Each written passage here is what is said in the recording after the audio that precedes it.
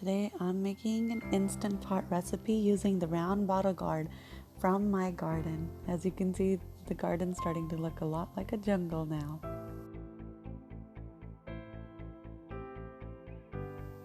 Welcome back to my channel. My name is Jandeep and I show you how to make easy Indian food. Today we're making a dump and go instant pot recipe. This recipe, it uses the round bottle gourd from my garden as well as some split chickpea lentils. So this is a pretty popular recipe, and again, this is the first time I'm making it because, like I mentioned in my previous video, I haven't made any recipes using bottle gourd before. So we're starting off with just peeling and chopping the bottle gourd. We're going to start the Instant Pot on saute while we add all of our ingredients, just to kind of get everything heated up. So we're adding ghee, but again, if you want to make this completely vegan, you can use an oil of your choice.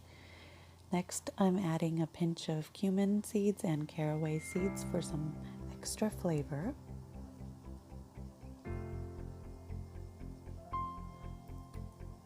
I added some of my cubes of ginger and garlic that I grind up and freeze in ice cube trays.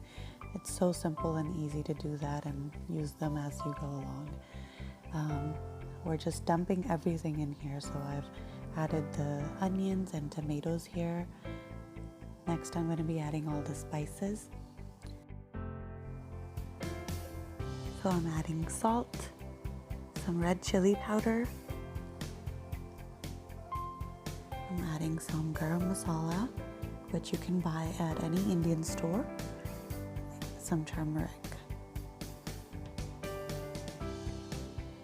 You can add as much salt or red chili powder as you like according to your taste, but I will give you all of the measurements for this recipe that I used down in the description box below. Anytime I make any kind of a lentil soup, I always like to add some tomato paste in there, even if I'm adding tomatoes, just because it gives a more rich flavor, a little bit more tangy flavor, and it gives it a really beautiful color.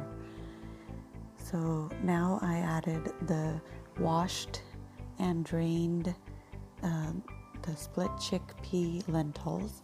You don't really need to soak these because they're really soft and they cook fairly easily. And I added all of the calabash or the round bottle gourd here. Remember, I peeled it this time. In my last recipe I didn't peel it, which is fine. You can do it either way, but I just wanted to try it out with peeling it. So give everything a good stir, and the only thing left to do is add water and just pressure cook it. I added just a little bit too much water, so I'll give you the corrected recipe down below, the amounts. The reason it was too much is because the bottle gourd also releases a little bit of water, so I didn't really account for that. So make sure you give everything a good stir, and we don't have to do anything else, just put the lid on and let it cook.